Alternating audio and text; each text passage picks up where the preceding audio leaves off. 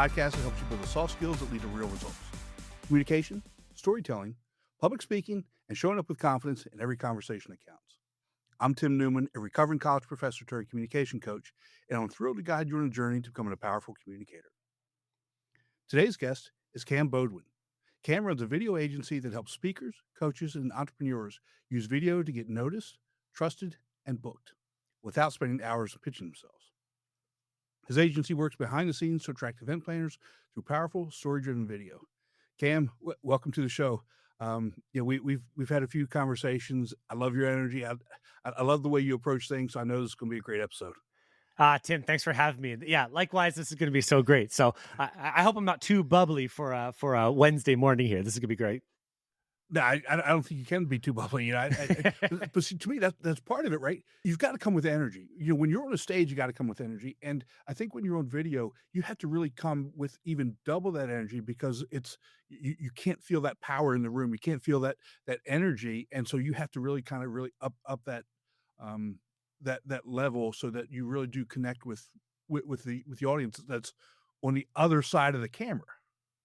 Yeah, I talk about that a lot, actually, like projecting your energy through the camera. You've got to add like 50 to 100% more, raise that level because you know, how many boring videos have you ever watched online? Yeah, like a lot, right? Like, you said you're a recovering college professor, right? And how many college professors are just droning on in front of the room? And like, you can't be like that. You got to project that every time you get in front of camera, you are on a show. Like, this is what it's all about. And here's something interesting. If you go and do some like media training, they're going to tell you the exact same thing. They're going to tell you, like, if you go and you want to do, you want to get on the news or go breakfast television, they're going to tell you like, you gotta like project. You gotta like put that energy out there to go. It doesn't mean you got to jump off the walls. It doesn't mean you got to be Mr. Beast or all these kind of like crazy YouTubers, but it does mean you got to kind of take it from inside you and be like, I gotta project this energy to whoever is watching me through this camera.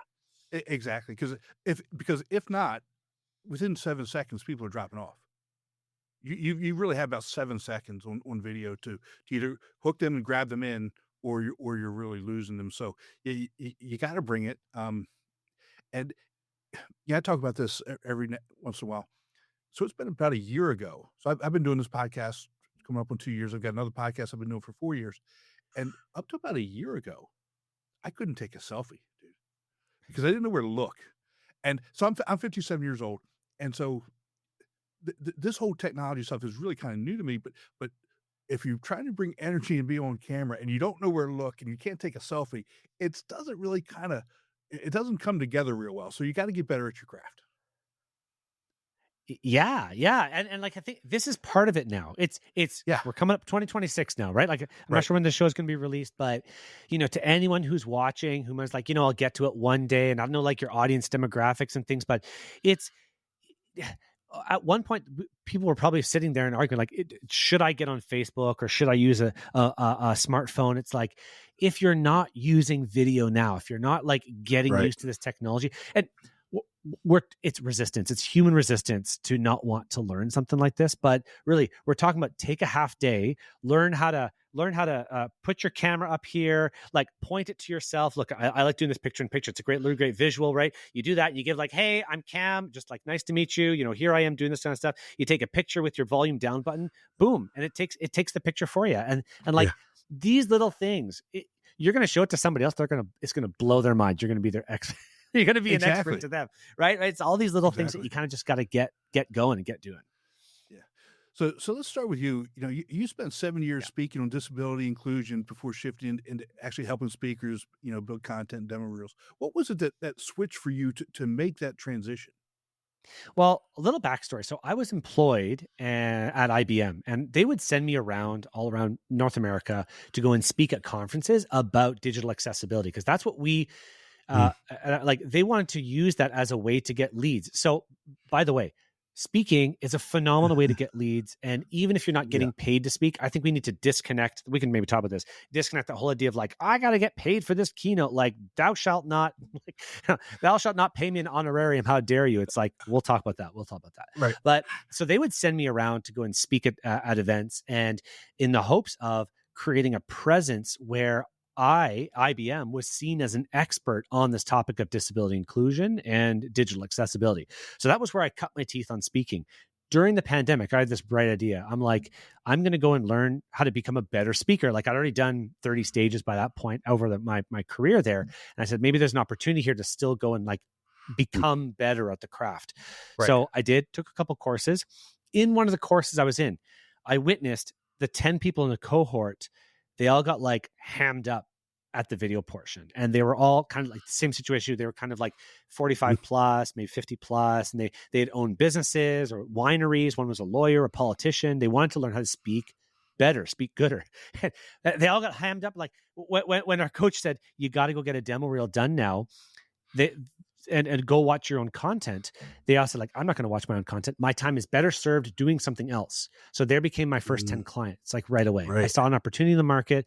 I said, there's a pain point that people have here. If these people have this pain, there's gonna be other people who have that pain point. And I just kind of rolled with, excuse me.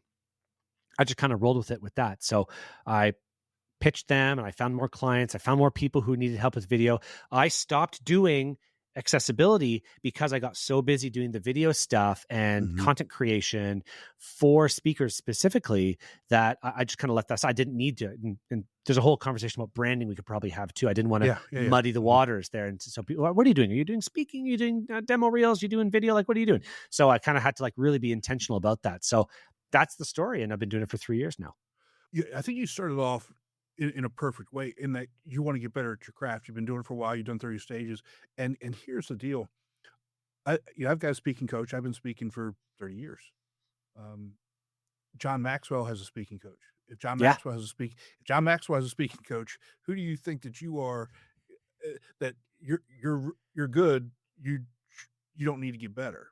And maybe you don't need to get better, but if you're going to be, if you want to be good at something, you have to be getting better. You have to be doing things to get better and practicing. And watching yourself on video is one of the easiest and best ways to get better. And because it's cheap, it doesn't cost you anything other than your own embarrassment and say, "Wow, that's what I really look like." So now I can start working on things. This is how I sound. This is how I can start working on things. And it doesn't cost you anything. Yeah, I love that analogy. Like if you were an athlete, you'd be watching your content, right? Like Yeah. you would be. Mhm. You would get together as a team and you would all say like, okay, here's where you didn't swing properly. Here's where like, your team member should have been there to pass the ball to. Like this would be done in every other industry. Exactly. If you're in sales, what do? You'd run mock calls, you do team training, you pair up and you coach and stuff like that. For some reason, it seems like once you become an expert or like an authority or like you feel like I'm an expert on burnout or something like that, you're like, I don't need like the speaking is secondary. It's all about how I was able to Right. recover from trauma. And it's like, whoa, like slow down. You need to become an expert at your craft because look, there's no storyteller out there who hasn't listened to their story. Like Right. comedians, right? Oh, yeah. What's comedians?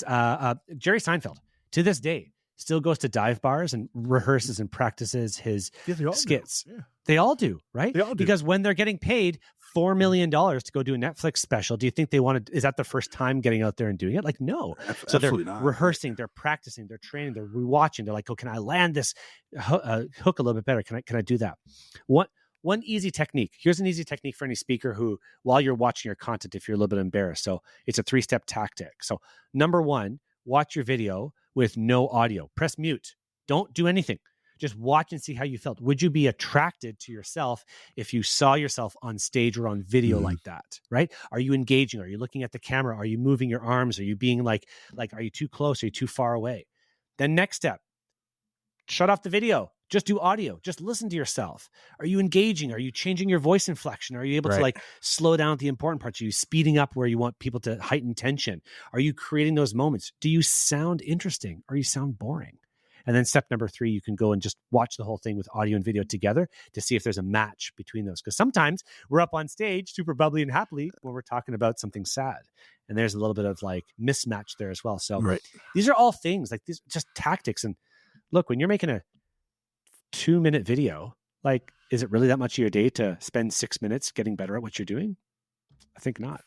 I think not, especially what the return could be on the back end of that. Absolutely. on either way. So, like I said, a 2-minute video, if you just half-heartedly do it, how much, what's the opportunity cost that you've lost, and you know, how much could you have lost in business, as opposed to, like you said, spend 6 to 10 minutes practicing it and getting better at it. How much more money, or how many more context, or whatever it is that your goal is, can be gained from that extra 6 to 10 minutes. Yeah. There's It's not a speaker that I haven't had a conversation with who doesn't say, I want more leads. Like, I want more speaking leads, right? Like I asked, like, what's the biggest thing? Like, I don't have enough stages. Like, I want more stages. And like, it all starts with becoming like the greatest speaker that you can become. Now, you're looking at Tony Robbins and Brene Brown. You're looking at all these people who are celebrity speakers, and you're like, they like, I could do that. You can't. Like, you can't right now, or else you'd get paid that. Like, there's an correct. entire business that's built around that, but it starts with you getting better at that craft. You getting better on. That's why I love video so much. It's an amazing placeholder. If Yeah. you don't have a stage, turn on your camera, write a darn script, go deliver your message to a camera, and go put it up on YouTube. You'll get raw data on, like, was this good? Because people talk a lot about this algorithm, and it's like, oh, the algorithm hates me. It's like, no, the algorithm doesn't know what to serve it to, because you're talking about burnout one day, then you're talking about how to get a job the next day, then you're talking about how your dog got sick on day 3. It's like the algorithm doesn't know who to push you to. Like, what is your Right. channel? So like, there's this whole theory on like just like make better content, like get better at your craft, then the opportunities will come. To me, dealing with the younger population, you know, almost the entirety of my career, they want things to happen today. I mean, they want it to Mm-hmm. happen quickly, and like you just said, they jump around from topic to topic to topic, as opposed to taking one topic, one area, refining it and becoming good at that. And like I said, we are going to talk a little bit about branding, and that's part of that branding process, becoming the go-to person in that area. Knowing that area inside and out, so that you can speak on that, so that you can coach on that, so you can provide services on that, whatever it is that you're trying to do. But you can't be that voice, or that person, if you're jumping from topic to topic to topic to topic, and now Absolutely. nobody knows why they should even go talk to you or listen to you. Right, right. And I think it's rooted in fear. Like these speakers who are like, I'll go speak to anybody about anything. We all know people like that. Like, man, I met this lady, phenomenal speaker. Like, her craft was really good, and she was charging $10,000-$15,000 per gig. And to a lot of people, that sounds like a lot of money. But when we were speaking, it's like, what do you want to be known for? Like, Right. who hires you? Like, like, oh, I can't get any consistent gigs. I speak 2 times a year, 1 year, then I'm speaking 4 or 5. So it's like, yeah, you can solve a lot of problems for a lot of people, but unless you're known for Right. that one thing, like when people say, I need somebody who can help us with this. If you're not that first person that, like, within that first 3, let's just say, Mhm. then your brand association's weak. Like, that's what you got to work on next. Right. And that's not easy. I don't want people to think that that's an easy thing. It's not a light bulb type of thing. It takes time. It takes effort. Mm-hmm. It takes some serious introspection on your part as an individual, and maybe you could help doing that, helps somebody that can help bring that out of you and help develop that brand as well. It's not an easy overnight process. It does take time and effort.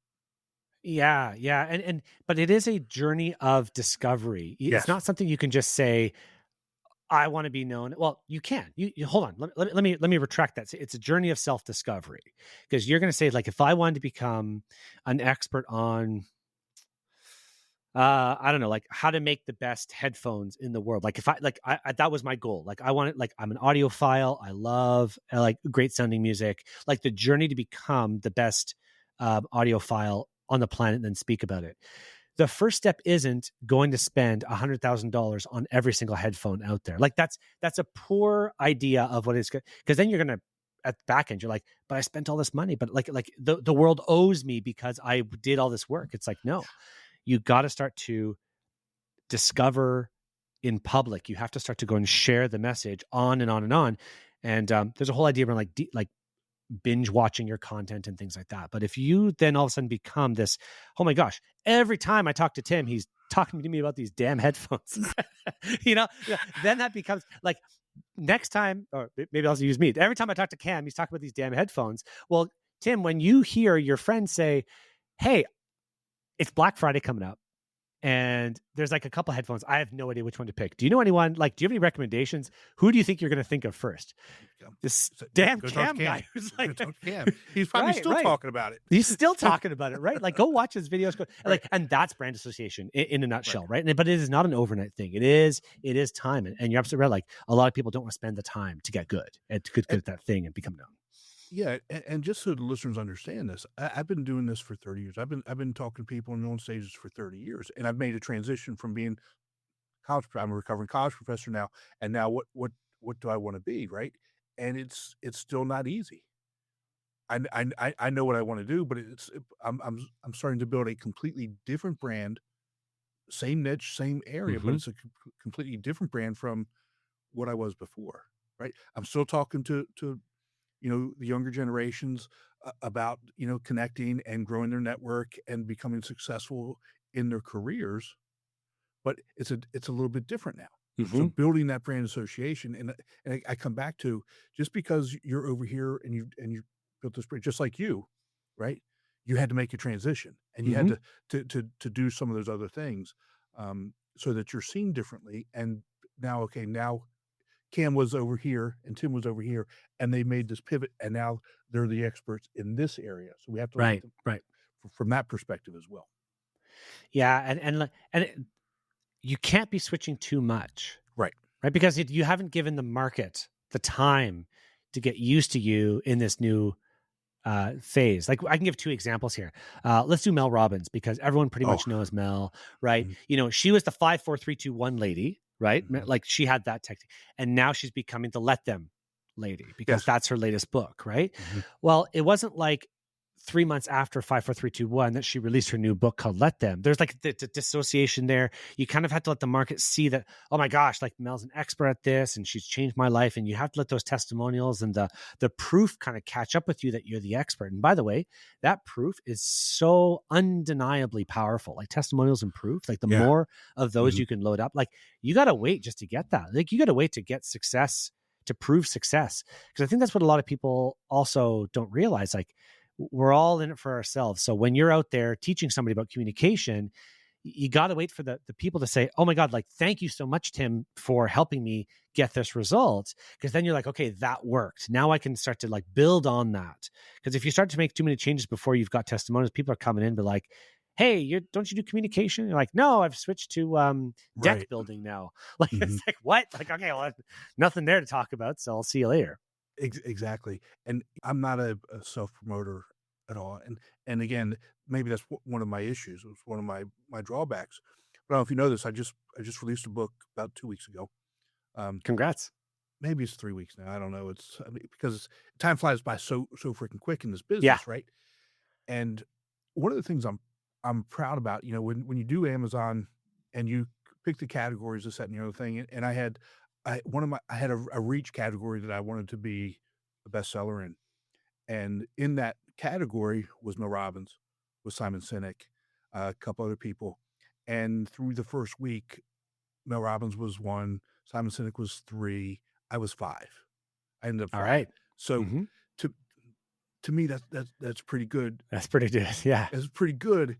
Um, Now I'm no Mel Robbins, I'm no Simon Sinek, but, it's those, when you're gonna do something, also you have to set these goals and build that brand. Totally. Mhm. It comes back to that. You can't just say, "Okay, well, I'm gonna shoot for over here, and, this isn't where my people are. My people Mhm. are in this category," and you have to go for it. You have to actually put yourself out there and do the work if you want to be recognized for that work and build that brand as well. Yeah. Yeah. Like, and like, putting in that work. I mean, what you're talking about is outreach and Mhm. advertising Mhm. and letting people Yeah. know. I have this theory, and like, to any speaker who's listening, I want you to prove me wrong. Okay, prove me wrong. Mhm. When we get up on stage and we see 30, 300, 3,000 eyes looking Mhm. at us, and you're like, Yeah. I'm a big dog now. Like, look at me. Nobody knows who you are. Like, it doesn't matter if you've Right. been speaking for 30 years. Like, Tim, I Mm. love you, but I haven't heard of you until we started talking about this podcast, right? Right. You may Right. have been speaking or helping speakers and being a college professor for like 30 odd years. I've never heard of you before. Right. And and I think what happens is that we think that we are much bigger than we are Than we are. because when we're on stage, we get a ton of validation. I'll give you like solid proof of this. Anyone who's listening, don't know if you know Alex Hormozy. He's one of these internet guys, big guy for lead gen, and really awesome guy. In one of his ads, he was showing like the behind the scenes, and he was running around Las Vegas with a bunch of people all dressed in green because the cover of his book is green, and he was promoting his book. Somebody stopped him and said, "What are you doing?" And he's like, "Oh, I'm promoting my book." He's like, "Oh, I've never heard of you." And he talked a little bit about it. And then Alex turns to the camera. He says, "See, nobody knows who we are." Alex Hormozy has like 10 to 15 million followers across all his platforms. And still there is people in the city that he operates in that don't know who he is. That don't know who he is. So for us to think that we're so big, that we're so popular, that we don't need to advertise for ourselves. Like I had that lesson like really early. That's, one of the reasons actually, when I left IBM and I was still trying to speak on accessibility, I no longer had the IBM logo behind me. And people were like, "Who are you again?" "I was an IBM guy." "Don't know. Don't remember you. Get out of here." like I couldn't, I had a hard time finding gigs after that. I had to work to get those again. But really, nobody knows who you are. You must advertise and promote every single day, and start to that's part of the journey of becoming one of these big speakers. If you want to become a household name, or if you want to release a book, you want to get multi 5-figure speaking opportunities, you got to kind of get known. Yeah, exactly. And you got to be on camera to do that. I mean, because let's just say you're going to be a speaker, and the most people that you're going to speak in front of, let's just say you bust out and you're speaking in arenas at 15, 20,000. Most people you're going to be speaking in front of is 15, 20,000, unless you get on camera. Right. And that's how you have to look at this. You can get a much bigger audience this way than you can being on stages. 100%. Right. And there's no better way to become an expert than to start speaking on camera. And I think that's a big step that people miss. You think that because you've done one podcast, you've written one book. Books are hard, don't get me wrong, but you think you've done one thing, or you're known in one area, and you think that's going to make you an expert. Well, what do you think an event planner does right away after they hear your name? Let me look this up, because wouldn't you? If you're going to drop $10,000 on the Keynoter for an event, and you're like, I got to figure out who this person is. You don't think they're going to Google you next? Yeah. Well, guess who owns YouTube? Google. Google. And guess what? That's why I encourage everybody, you must be putting your long form keynotes up on YouTube so that people can see how you are on stage. And that goes back to the very first net we were talking about, which is if you're not watching your content to get better, maybe that's why you're not posting your stuff, because you're actually a little bit embarrassed. You're like, "Oh, I screwed up there. I didn't do better." That's the whole goal here is let's get better, but get better in public. Post that content so that when someone says, "Send me some stuff of you on stage." Great. Here you go. Here's my YouTube channel. When do you want to talk? You're putting that pressure on, not, "Hold on, give me 48 hours to edit it, then screen it to make sure," because then the buying pressure is gone. People are sometimes ready now to talk to you. So put it up online, demonstrate that you're an expert in your craft by scripting and talking about your topic. That's the goal. That's how you get speaking opportunities inbound in 2025, 2026. Yeah, it's critical to do that, but we talk about this a lot. I mentioned it earlier. You got about 7 seconds to engage with people. How does a speaker do that through a camera lens in 7 seconds? So the easiest way is just ask a question at the very beginning. Call out your audience and ask a question. Hey, for any speakers out there, are you struggling to get leads coming to you? In this video, I'm going to show you the 3-step method on how to do that. And I'm not going to ask for much time. It's not going to require lots of sending out emails or stuff. It's not going to require you to dance on camera. My name's Cam. I'm a speaker video expert. So let's talk about this right now. Look, probably half your audience right now is all right, Cam, tell me more about that. Tell me how to get inbound leads, because I call it the pain. And you're not talking about headphones. And you're not. Oh my gosh, yeah, so. Finally. Exactly. Right. but that's what it's know your audience, this goes back to how well do you know the pains that they have, and what brand you want to know. So let's talk.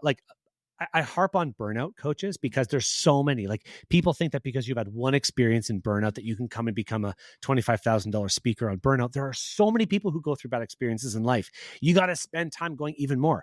But again, call your audience, be like, hey, um, let's kind of like off the top of the head for someone who's maybe you're helping senior tech executives make like that. I'd say it's pretty burnout culture there. You know, Mhm. people who work at Amazon, stuff like that. So hey, why don't you even call it up? Be like, hey, if you're a senior executive in the tech space and you just went through the last round of Facebook layoffs and Amazon layoffs and Mhm. Microsoft layoffs, I've got 3 tips on how to find your next job, and you're going to get paid even more than what you were paid before. If you don't know who I am, I'm whatever. Like you just kind of roll off like that. Like Right. you're going to get people who are just interested to be like, all right, tell me more. Tell me more about Exactly. like that. So that's how Mhm. you hook. And by the way, I just want to throw this in here. People, if you craft your hook even better on your public speaking talks, like when you're in front of Mm. when you're in front of a live Yeah. audience, getting good at your hook. It doesn't need to be as short as 7 seconds because, well, sometimes it does, like depending on who your audience is. Mhm. But I've heard reports, and I've yet to prove this, but people who get it, who craft a better hook in front of a live audience, score higher in their in their review scores of after a talk. So let me say it again. So like if you improve your Mhm. hook at the beginning of a live talk, you're going to get a better score at the end of it on reviews. So I've heard this from a few people now. I've yet to see the real evidence from it, so I don't want to like it's anecdotal, but like that means something as well, That makes total sense to me right? because if you have them, you've got a less likely chance of losing them Mm-hmm. to be able to get to that good review as opposed to if you've never got them or if you take 15, 20 seconds, 30 seconds, a minute, 5 minutes in, wow, what just happened? What did he say in the first 5 minutes? I don't know. So not even sure where we are. And now we're at the end, and that's where the bad reviews come because Yep. you haven't engaged them throughout the entire, you know, talk, whatever that is, 30 minutes, 45 minutes, an hour, whatever your time frame is. Right, right. And I think TEDx has done a really good job at helping people kind of like break the mold in their minds because a lot of people's goal is to I want to get a TEDx stage. Okay, great. Whatever any listener's opinion is on TEDx, like I don't care. I think it's a great institution. I think it's helped the entire craft of public speaking level I do up. I too. think it's helped confidence for a lot of people. I don't Mhm. have a TEDx talk, but I know many speakers who do have it. And I don't think I've ever heard a TEDx start with hey everyone, my name is Uh, Cam, and right. I'm an expert, and I have 3 dogs and 3 kids. Like putting people to sleep, right? Like I think Exactly. TEDx has done a really good job at saying this is the format that you kind of got to Mm. like at least be aware of, and because it's a good format to creating talks. And so if you can just like create your talk, whether it's on document remediation or something super dull like that. Like, but if you start with saying like, how many people here have ever struggled at making their document adhere to the government class 3 section, whatever, like you're going to get immediate audience interaction. Oh, I've done that before. You're calling out the pain right away. Right. Great way to start your talk and great way to hook an audience right away. That's it. Yeah, it's you know, the whole that whole idea of you've got 15 minutes or 12 Mm-hmm. to 18 minutes is whatever it is, and you've got to be on point. And so you've got to come in right away, nail it, and that formula that they've developed, it doesn't really matter what TEDx that you're on, that formula is the same. It's the Yeah. exact same formula. And if you go through, you can go to YouTube and watch, 30 different types of TEDx talks. They Mm-hmm. all follow that same formula. Yeah, exactly. Exactly. And it's a good format. It's a good format. It's a good storytelling format. Another good one is The Moth. Do you know The Moth podcast? Ever heard of that one? I've heard of it, have not listened to it. Yeah, it's another one of these like storytelling podcasts. Mhm. And people are invited to the Moth because I think they're in San Diego. Don't quote me on that one. Um, who's the fact like here there's an audience. Who's the fact checker who's going to drop a comment in this in this Exactly. in this video going to correct me? So I'm going to say San Diego and they're going to get it wrong just to get some interaction there. So um but the Moth, you go to the Moth and you tell a story. It's totally story driven. I Mhm. think you've got like again 5 to 20 minutes, like really, really short. You got to condense it into there. But people work to get on the Moth because it's it's proof that you've worked your craft enough to Right. become like good at this. Like you want to be on it. So anyway, all that to be said is like there's sometimes this format. There's a reason why because it works. Yeah. Well, let me ask a kind of a maybe a shift question here. What do you think about origin stories and people?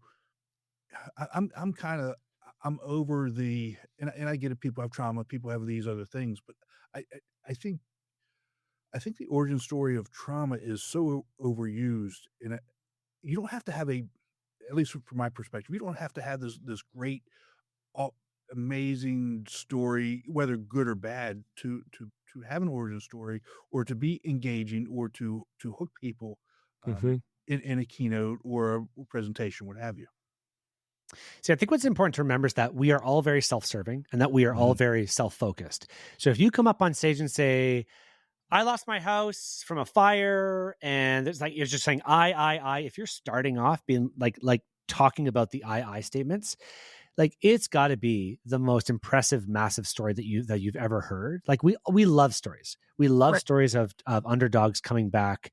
But if you're just shoehorning your story in there just to get an emotion, it's going to fall flat. I Right. know I tried during COVID. My grandmother passed away, and I tried to put that in to Mhm. like a story, and I heard feedback afterwards being like, "What?" Like, the feedback I received was like, "You abused your grandmother, or like you used the story of your grandmother just to get like a feeling." And it sucked. It sucked even reading those comments because it was like, oh, like, and I did. I was like, Mhm. someone told me to create a story, so I created a story about my grandmother passing away through COVID. It's like a wrong intention. Right. So but if your story is central to your talk, like if you are speaking, if you're a motivational speaker and you can speak about that, well, then you've got to become a great storyteller in general.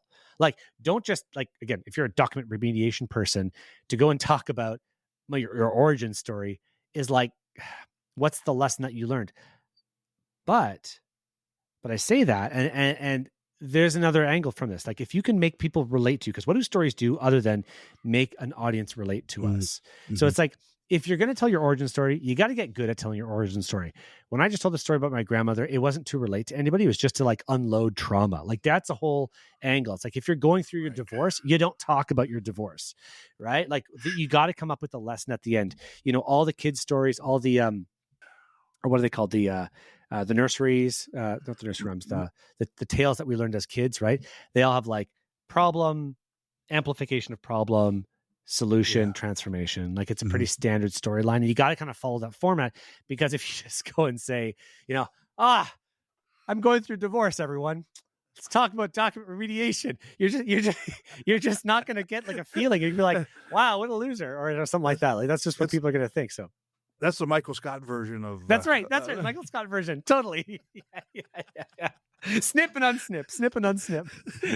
oh, that's crazy. That's the first thing I started thinking about because he's so it's just so funny, and actually, one of the things that I'm working on is developing stories that have a point, right? Right. Because Right. like you Right. said, we all have points, right? I mean, we all have stories, and one of the things I'm working on is taking stories, condensing them down to 2 to 3 minutes Hmm. that have a Yes. point that we can actually target to whatever the point is of the presentation or the Hmm. Hmm. keynote or whatever it is that we're overall talking about. And sometimes stories can have more than one point, Hmm. but it's much better if you can have a condensed story that's powerful, that goes on that story arc uh, invokes emotion, Hmm. invokes more than one emotion, and makes the point. Yeah. Yeah, exactly. And this is why I feel it's so important to get testimonials from your clients because then you can retell that story of them working with you, and that like is a double-edged sword. Like you could not double-edged sword, like it's double whammy. What I'm trying to Right. say, because not only do you get their story that you can tell, it's their story of working with you, and you get to talk about that transformation. Like for Mm. example, some of the videos that we've done have doubled the speaking fees of some of our clients. I've got a client, Joe. Joe was struggling because his brand didn't match his level of speaking on stage anymore. Like it was living in the dinosaur age from 10 years ago when he still had hair. So when after working with me, we went through all his content, we recorded a new session with him. I put him on in front of two 4K cameras and we interviewed him in a studio. The output of that was confidence and the ability to get up to that $14,000 speaking fee. And that was Yeah. over a course of about 6 to 8 weeks. Boom. That's a story. Like there's a transformation in there. There's a problem in there. There's where he was Right. before, where he's ended up afterwards. And like that's a story that you can tell again and again and again. And that brings in leads, that helps like an audience trust you. I can show proof of that. Like there's so many ways to do that. So it doesn't only have to be a personal story. You said origin story, but like that is a story, and you can demonstrate expertise. But I actually like grabbing stories from like from as many places I can. Let me give you an example of that, because I love this idea of storytelling, but I think we put too much weight on finding the perfect story. Because what I can do is I can tell a story about what happened this morning. And once you get good at understanding story frameworks, then everything becomes kind of easier. So this morning, I woke my son up. He's 2.5 right now. And yeah, great age. He's a terrorist. I gotta say, like it's so bad. He woke up super sweet, and I showed him. I said, "I'm going to make you a chocolate milk. Do you know those chocolate bombs? You know those chocolate bombs like that. You drop it in, it melts in the hot milk and stuff like that, right? Yeah. Okay. So I showed him that, and he was so fixated on the fact that it was like a chocolate bar that he lost it. He started full tantrum. It was 35 minutes before I calmed him down, and he was trying to grab the pot of milk and like pulling it down. And we're talking scalding milk on him. Like obviously I didn't want that. It's in the microwave and stuff like that. So it took us 35 minutes to calm him down. And so now I know that sometimes not even showing what you're going to do is the most important thing to do. And how many times has this happened with clients too? Oh, yeah, you start going into absolutely. explaining too much of what you're going to do, and they're like, dude, I don't even care about this. Just like I want the output of that too. So it's a reminder again that sometimes as humans, we don't need to know every single detail before the end result. Because had I just poured chocolate milk for him, hot chocolate for him, he probably would have been super happy with that. He would right? have loved it. Yeah. Boom. That's a story that happened this morning. I didn't need to prepare for that. Like I just know a story framework where I got to relate it into people. And like I said, client story were there as well, because that's a human thing. Relating it to the overall human experience is kind of is really what we're all trying to do here. So I don't know. I might use that again. I might not, but that's a great example. Like, it of when humans aren't, it's an amplification of a problem that a little tiny human had, and we can just relate that to so many different stories. So learning story frameworks, never going to do bad. Exactly. And it made me think of something that happened to me last week. So I'm helping somebody, build an audio thing for HOA so they can have meetings and so forth. And someone was talking about feedback with having multiple microphones. I said, look, I don't know how it works. I just know that it works. I know we can have 7 microphones there. You plug them in. I don't need to know how it works. I just need to know that it's going to work. So don't get into this transistor and that transistor and this. Just need to know it works, because if you start just like your son, you start going down that road, I don't really care, and people are going to shut off and shut down, and now you're just talking to talk, and nobody really cares. Or you can sometimes get yourself in hot water too, right? So here now we are. Here we're talking about a story which was like 35 minutes this morning. We're still talking about it now, right? Like how does this relate to human, like people and stuff like that? Like that is the power of story. So you don't have to ignore stories, but if you get good at storytelling in general, like I don't have a really strong origin story for me to tell, like about my divorce or about, my travels and things like that, like to the wrong audience, it's just like, it just doesn't matter to them. Like they don't care. Right. They just don't care about you. They care about themselves. So everything has to be relatable in some way. So unless you're able to relate and have a point and stuff like that, then I think that like the origin story itself is important, but it's not the be all end all. Yeah. So we talk about stories and how they translate. It doesn't really matter if you're on stage or on video. Talked about confidence, doesn't really matter. You got to have confidence on video, confidence on stage. You got to have enthusiasm or whatever word we want to use on video and on stage. What else translates both? That you got to have both on. Doesn't really matter whether you're on video or you're on stage or just regular interpersonal communication. What are the things that you got to have? Well, I think empathy is huge, and I think we don't have enough of that these days. I think it's really easy to sit on a soapbox and just say, this is what I think and this is what I believe. But it's really in the continuous understanding of people where you're really going to do the most growth. And I think it's so funny. When I started learning about marketing in general, I learned so much more about people. And it's like, that's the core of what marketing is. Even starting around like a simple concept of we want to move away from pain and go towards pleasure. We are hardwired for that. Think of it like, tens of thousands of years ago when we were hunter gatherers and things, like the pain of killing an animal and then not like breaking it down fast enough because there'd be scavengers coming, right? Like that's the pain. You got to hurry up. Like cut down this animal and let's go. And the pleasure of being able to be rewarded of coming back with the meat for the tribe, like those are diametric, like those are opposed. Like you got to make sure Yes. you separate those and like speak about that too. So I always try to think about what's the problem, what's the pain, what's the issue that somebody's experiencing right now, and am I able to help solve those problems and go towards that too. So understanding those two levers and how you can use it, I Mhm. think that's hugely important in all types of communication. Like stop talking about yourself, start talking about Yes. the pains and problems that other people have, and through that you'll understand empathy too, and it will get you a much better result long term than what you think of just on the surface. Exactly. And then I look at that and take that, just one step further, right?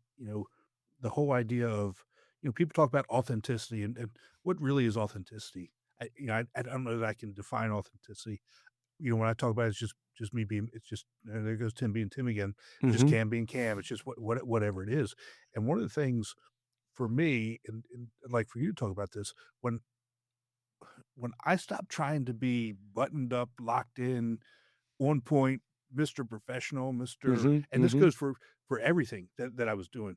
I've got it all together, whether I had it together or not. When I stopped trying to be that person and just relax and got back to being awesome, being Tim, that's when I saw a big shift. What are your thoughts on the whole idea of the locked up professional versus just being normal and who you are? Well, here's the thing. Okay. I love cigars Oh, here we go. and I like a scotch. I Okay. like that. I like that a lot.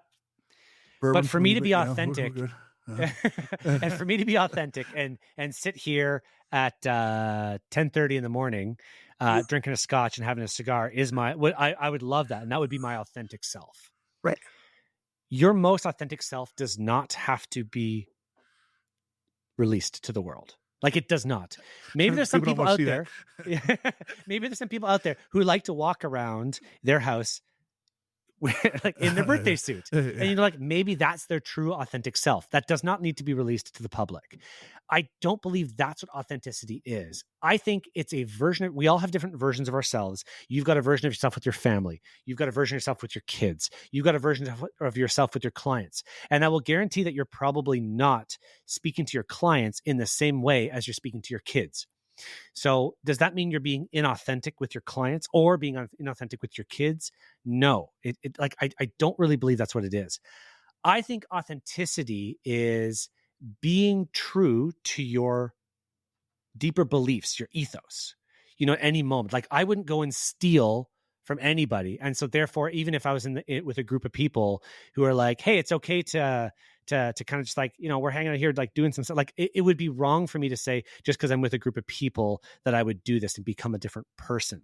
So it's whenever you feel that tug, like I don't mind dressing up in a suit. In fact, dressing down is a bit of a new thing to me. Like I sold jewelry for most of my 20s and that was my background. So I would wear full on 3-piece suit with a vest and a tie because I Mhm. wanted to be at a higher level. Like that was what I was expected of me.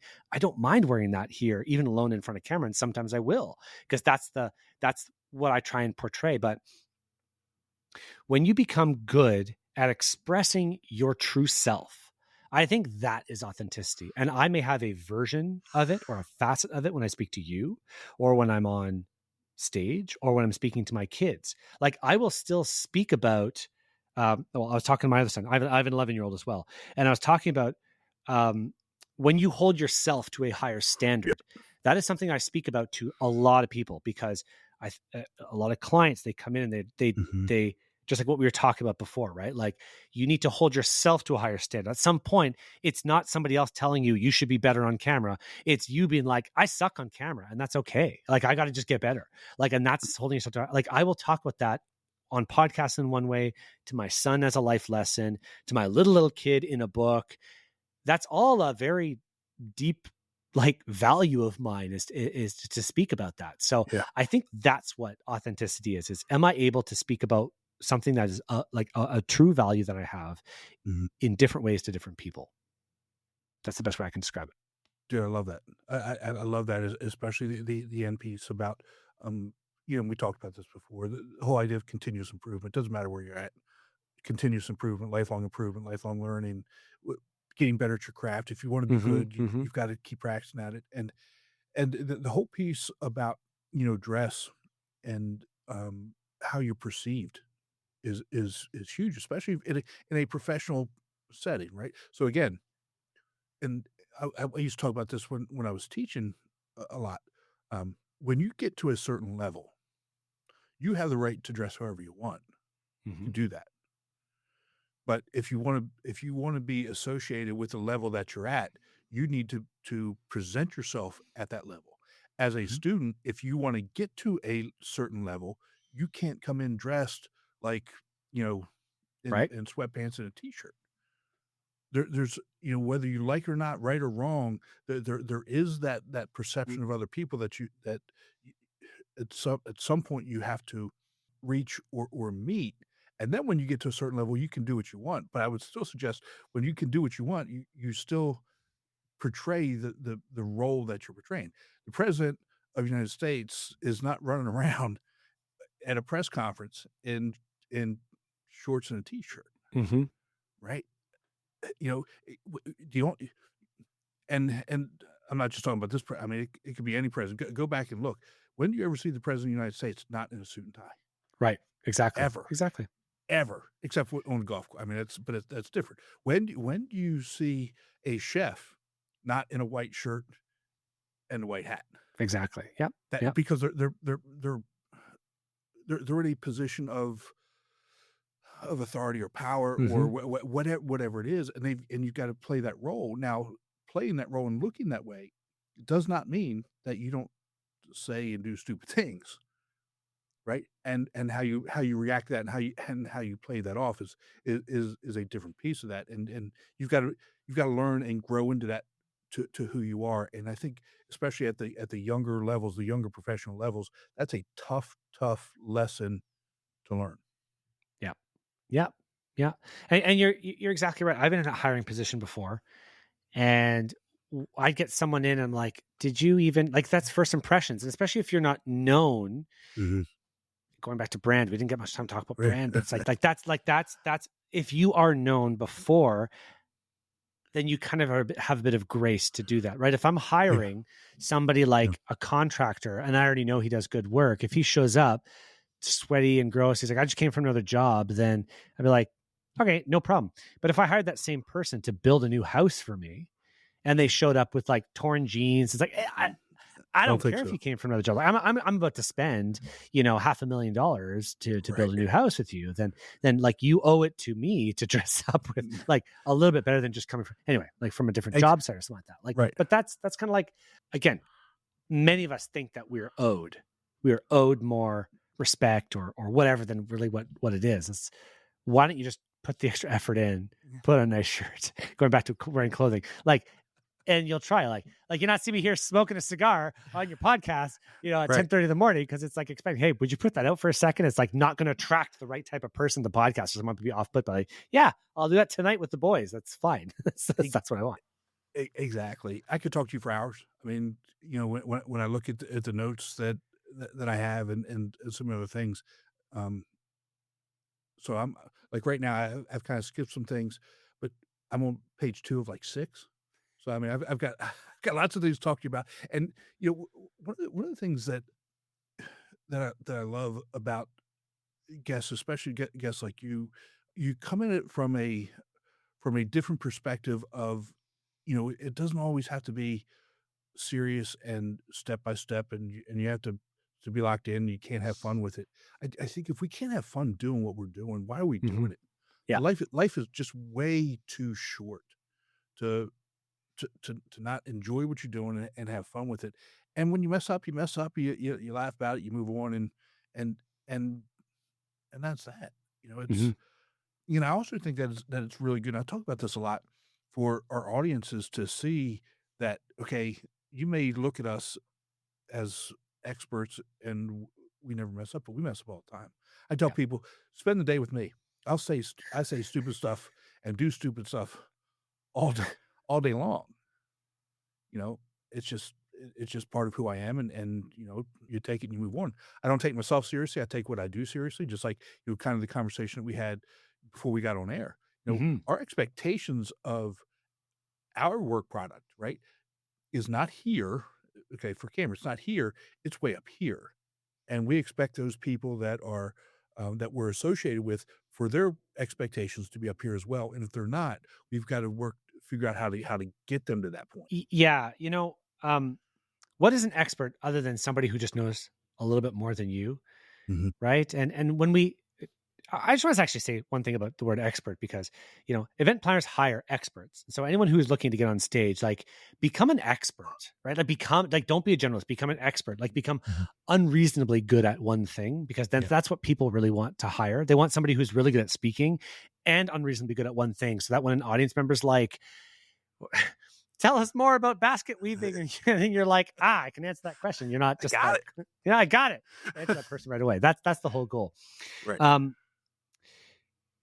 this is the self-discovery journey and like getting better at the Mhm. small things. And so I mean, I don't have a video background. Actually, it's really funny. I once got one of my clients she said, "Hey, I do all my editing with these guys. Do you mind? I know you're doing my demo reel, Cam, but do you mind just like getting on the phone with them because they just want to talk to you about like some tips and stuff like that?" I'm like, absolutely. And then as soon as they got on the phone, these two guys they start off the conversation like, "Yeah, so I've been 32 years in film and television." The other guy's like, "Oh, I've been script writing since I was like 12, and like I wrote my first like play."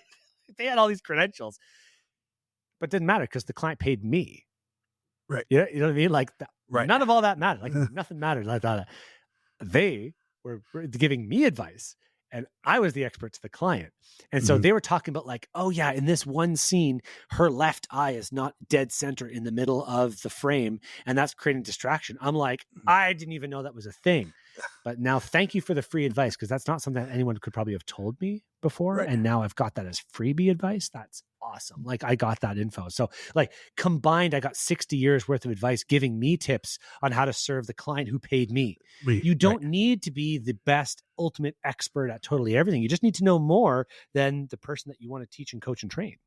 Right. Like that's what the whole goal is here. So that's mentorship to some people, that's Mhm. writing a course for other people, that's writing a book for some others, that's starting a YouTube channel for other people, that's getting on Right. stage for other people. Like it means different things to different people, but like you always have to push your standard up because we've all worked with people who claim to be experts and you're like, I know more than you and that sucks. But like like you just need to know more than the person who's trying to pay you for some stuff. That's it. Right. And my guess is for you, you're open to that feedback too. Oh my gosh. Yeah. Like You have to be open to it, right? Yeah, you have to be. You have to be open to that feedback. And I prep people as soon as I sell anything. I say, look, this is a relationship. Like if you can't be honest Mhm. and tell me that I'm not doing my job right for whatever Right. reason, then I can't fix it. And people are so afraid to say that to clients. Like they've got to be this idol of perfection to them. It's like your client does not expect that because you probably don't, unless you're spending like, $50,000 in it, like you probably expect a certain level, but let's be real, the majority of people are not like that's not what you want. You're looking for a partner to help you get to a destination. That's what Right. people usually are. Right. Exactly. Well, Cam, like I said, I could go on for hours. We'll probably go to sleep, even though we've got good engaging content and we're we're energetic here, but they'd probably drop off. So maybe at some point in the future we could hop on and do it again and really talk about branding because I do think that I don't think this. I know how important branding is, and Hmm. it's not just a logo, it's not just a color scheme. It's more than that. It's so much more than that. And I do think that people need to hear that. But Oh my God. maybe Yeah. maybe we can hop on another call Yeah. That'd be another great. time and get you back on. Yeah, for But sure. we're People are so fixated on their colors. Like, get off it. No one cares. Like, no one's buying your color. Like, anyway, sorry. Total sidebar. they're not, Sidebar.